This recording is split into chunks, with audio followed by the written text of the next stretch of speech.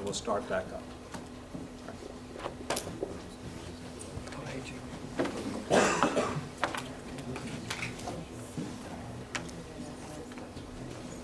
There are,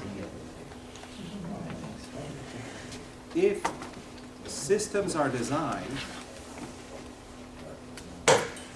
without considering the details, okay, here we're not producing any of the details, we're not discussing any of this.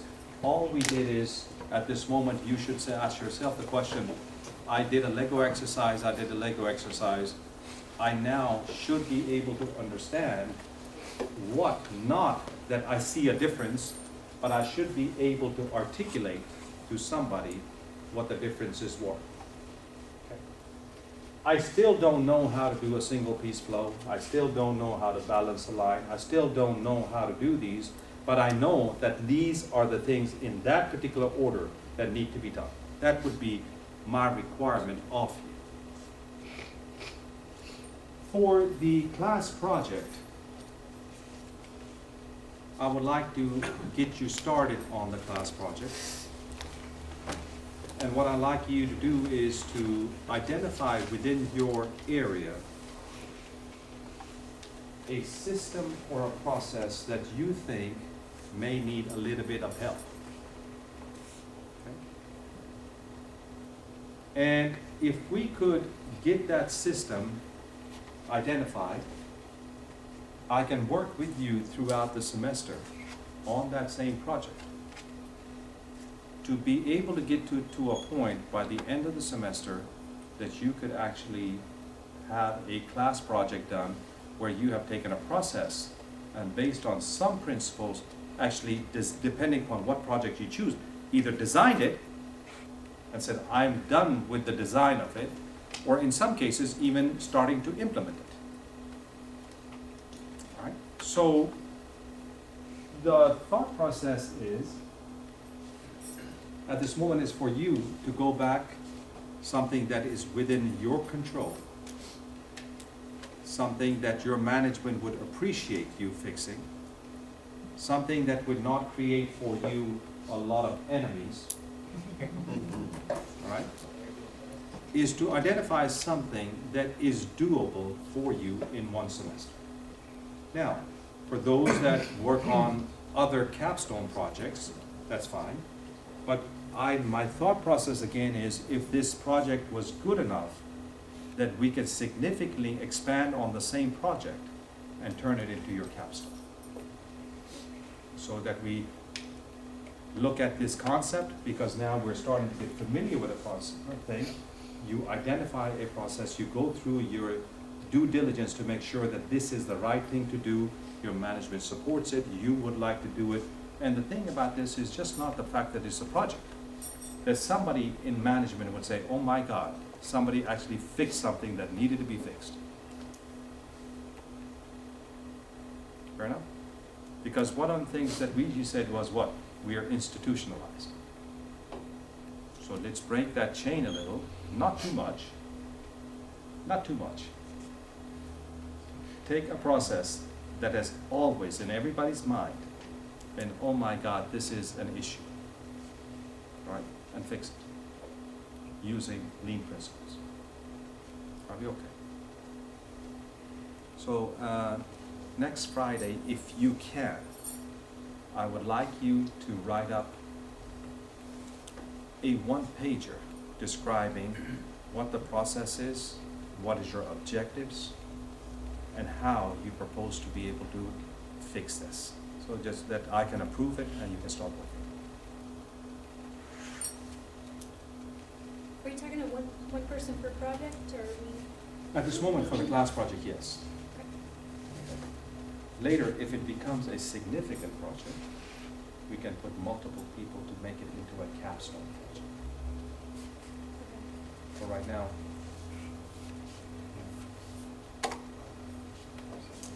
the problem is this.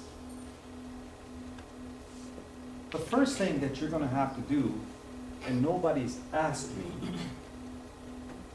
because we make an assumption,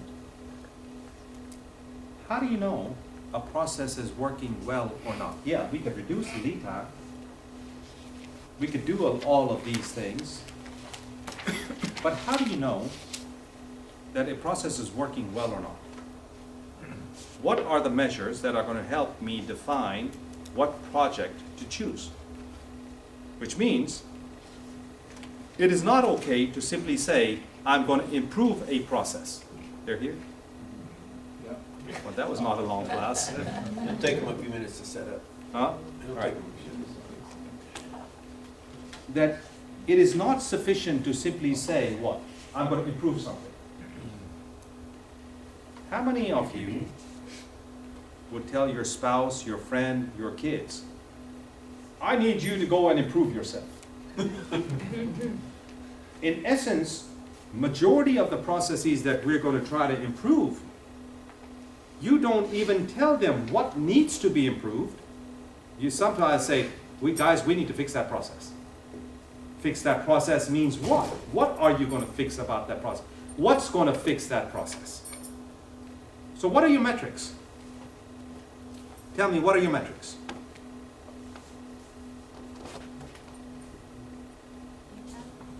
Huh? Lead time could be, but lead time is a really, really good project type of a metric, okay, because you can measure it. But can you imagine going up to your management and say, I have reduced the lead time from 1,200 minutes to 900 minutes. They are clueless to what you were talking about. Inventory? It has to translate into something your management understands is of concern to them. Dollar value. Dollars. Inventory dollars. Okay? Labor dollars. Not that we're going to fire anybody. We're not going to talk about cost savings, but cost avoidance. So you have to be able to turn it into what?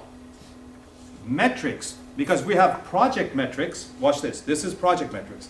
That's this. But project metrics have to be related to something else if you're going to get somebody's attention. If you say, I went to class and I went to design a sale and I reduced the lead time and say, okay, throw it out. Okay? But if you say, I reduced the inventory by $2 million, oh, you just got somebody's attention. I increased production by this much. I reduced the cost of something. I reduced maintenance cost of something. I did something. So you have to be able to do two things.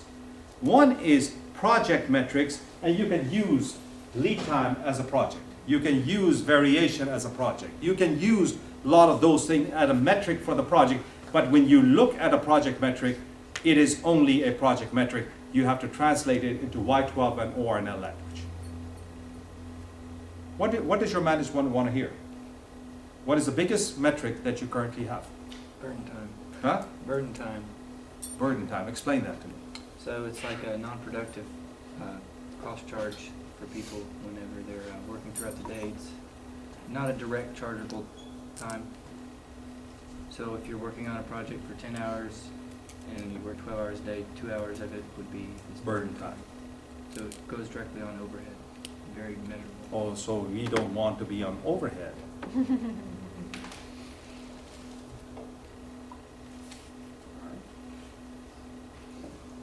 What else? Are there deliverables? Yeah. Deliverables? On-time delivery. Absolutely. Now, let's talk about, on-time delivery, burden cost, Overtime. overtime, inventory cost. These are your umbrella type of metrics. I can't tell you exactly what they are, but you have to. I'm going to tell you about your project metrics, and I'm going to work with you on your project metrics, but you're going to have to help me relate that project metric to what? If you don't do that, this is the worst thing that I've seen. I've seen people do excellent projects, but never get recognized for it. I've seen terrible projects, but they've linked it to somebody that is saying, oh my God, I've reduced burden cost.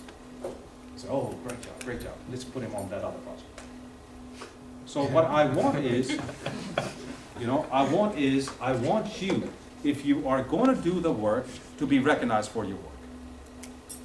Because one of the key things on each of these cohorts is that we have found, I cannot tell you the percentages, I cannot tell you the number of people, but we have seen many, many people that have gone through this class change jobs or be promoted. How many people, I can't tell you. At ORNL, for example, we have division leaders that have been promoted 1 or 2 times since they've got their classes. Now, is it only because of the class? No. You have to have done something else, but that is the intention of this class, is that if you're sitting through these classes, that it is not only that you finish a project because it's a class assignment, that we turn it into something of benefit to you. Now, I want to show you one more thing now, which is going to help with these metrics. And I'm not sure what to erase it. So can I erase this?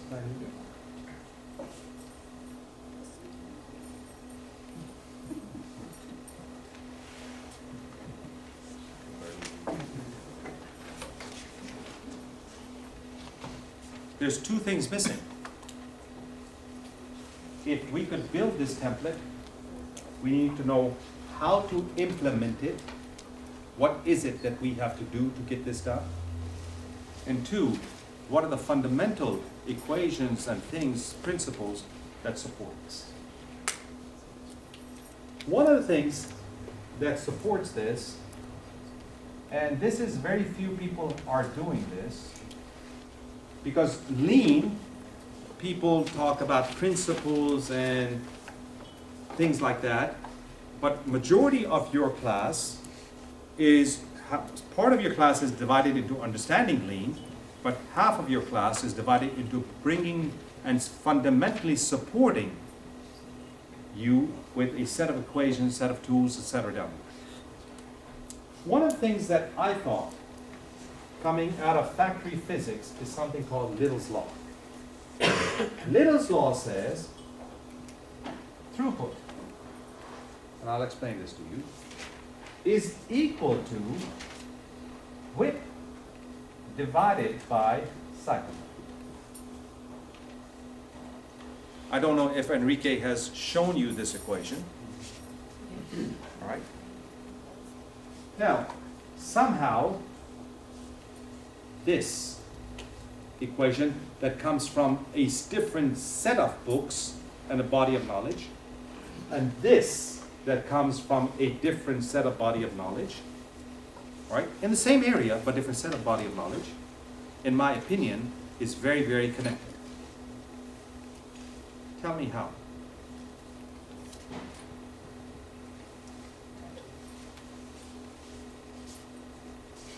Let me change some of the words. Okay? Instead of cycle time, what if I changed it to lead time?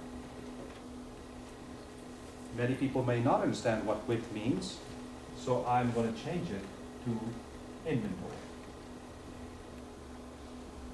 People may not understand throughput. Throughput is the number of units produced in a period of time. So what is it? Production capacity, production capability, right? So that, my production capability is not the right word, because but production capacity, production capability is equal to inventory divided by lead time. So if you were to take a look at your process, one of the metrics that you're going to measure possibly would be what? I'm producing 20 widgets through my process today. I want to increase it to 25 widgets in my process today. You see that? So I'm making 20 units in a day, in a week. I'm now going to make 25. How can I do it? One is, if this number becomes larger, if I increase the level of inventory, what's going to happen to my production? So that's one option that I have. My option is that I can increase the amount of inventory, and if I increase my inventory, this number is going to go from 20 to 25. The other option is if I reduce my cycle time or my lead time, what's going to happen?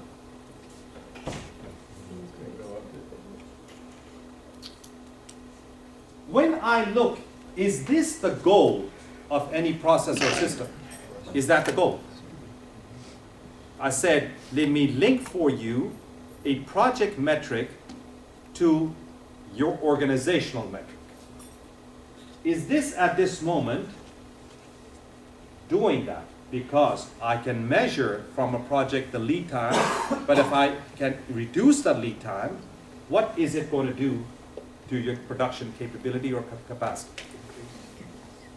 You see, again, I don't have to go to and say, Jeremy, I want you to work faster. What I have to do is to make a choice between this or a combination of this. One is frowned upon, one is difficult to do. Which one do you think is frowned upon? A lot of inventory. Increase inventory. Could you come back and say, we need another $1 million worth of material to sit around? What are they going to say?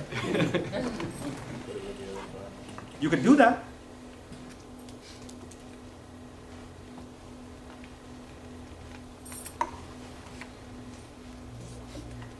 Now, so our option is what?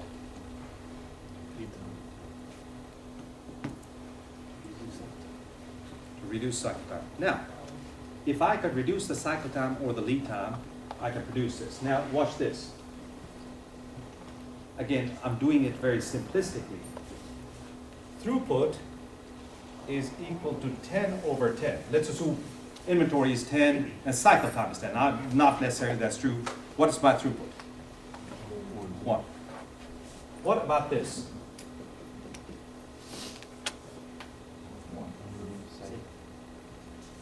What is the difference between this and this? Each one is going to give you a production of 1, but what's the difference? The amount of resources that you're using here is, my God, significant. The amount of resources that you're using here is little bit less to be able to produce the same amount. How many widgets, now don't answer this question, how many widgets does Y12 make a year? 5. How much resources do you use to make those 5 widgets?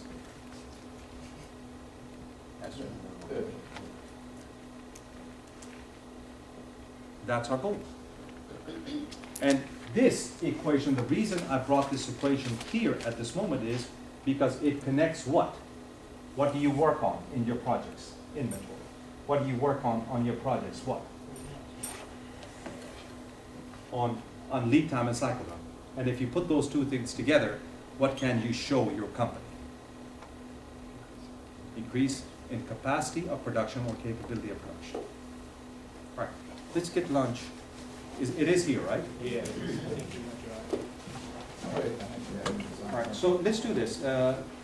Let's take a half an hour, get lunch, get started on lunch, and then we're going to come back and start.